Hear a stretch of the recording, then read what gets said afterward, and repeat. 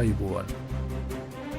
මේ වන විට ගල්ෆ් කලාපයේ නැවත වතාවක් හේතු කාරණා කීපයක් නිසා ඉතා උණුසුම් තත්ත්වයකට පත්ව තිබෙනවා.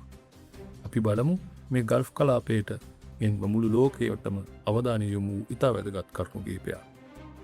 පළමුවෙන්ම ඉරානය හා ඇමරිකා එක්සත් ජනපදය අතර පැවති සටන් විරාමය ඩොනල්ඩ් ට්‍රම්ප් විසින් දීර්ඝ කර තිබෙනවා. මේ බොහෝ දෙනෙක් බලා සිටි කාරණාවක්.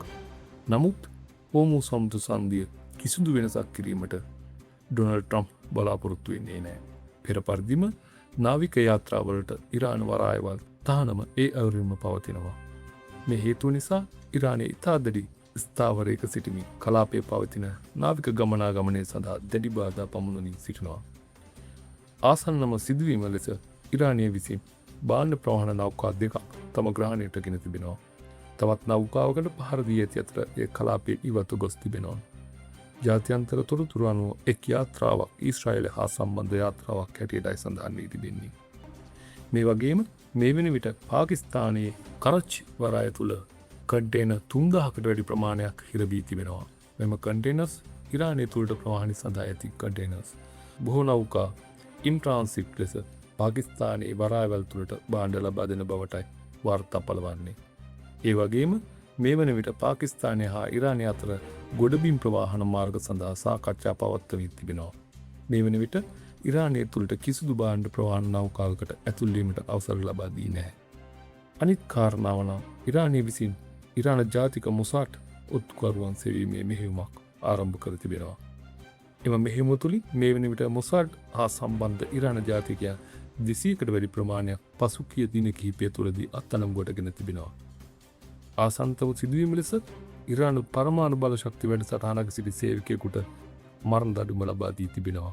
ඒ වගේම තමයි ඊශ්‍රායලය හා ලෙබනනය අතර සටන් විරාමයක් පැවතුනද ඊශ්‍රායලය විසින් දිගින් දිගටම ලෙබනනය වෙත තමන්ට අවශ්‍ය පරිදි ප්‍රහාර දියක් කරමින් පවතිනවා. මේ හේතුව නිසා ඊශ්‍රායලයේ අගමැති බෙන්ජමින් නෙතන්යාහු දැඩි දෝෂාරෝපණයකට ලක්වමින් තිබෙනවා. තවත් වැදගත් කාරණාවක් වන්නේ මේ වන විට ඩොනල්ඩ් ට්‍රම්ප්ගේ ජනප්‍රියත්වයත් ඉතා ශීඝ්‍ර ලෙස පහත වැටී ඇති බවයි ජාත්‍යන්තර මාධ්‍ය වාර්තා කර තිබෙන්නේ. සමහර වාර්තාවලට අනුව 130 දක්වා තරම් ඉතා අඩු වගයකට පත් ඇති බවයි වාර්තාවල පෙන්වා දෙන්නේ. යුද්ධයෙන් කලාපයටම පීඩා විඳින අතරතුර පාපන්දු ක්‍රීඩා ලෝලීන්ට නම් යම් සතුටුදායක පුවතක් අද ඉරාන මාධ්‍ය තුලින් පළ වුණා. එයින් සඳහන් වන්නේ ඉරාන පාපන්දු කණ්ඩායම FIFA 2026 ලෝක කුසලානි සඳහා ඉලක්ක කර පුහුණුවීම් ආරම්භ කර ඇති බවත් ඔවුන්ගේ අරමුණ තරඟාවලිය සඳහා සහභාගී වීමත් යන්නයි. මෙවර FIFA ලෝක කුසලානය ඇමරිකා එක්සත් ජනපදය, කැනඩාව හා මෙක්සිකෝ යන රටවල් තීත්‍රයේ පැවැත්වීමටයි නියමිත. මෙවැනි ලෝකයේ සිදුවෙන තොරතුරු දැන ගැනීම සඳහා අප හා එක්වන්න. අපගේ channel එක subscribe කරගන්න.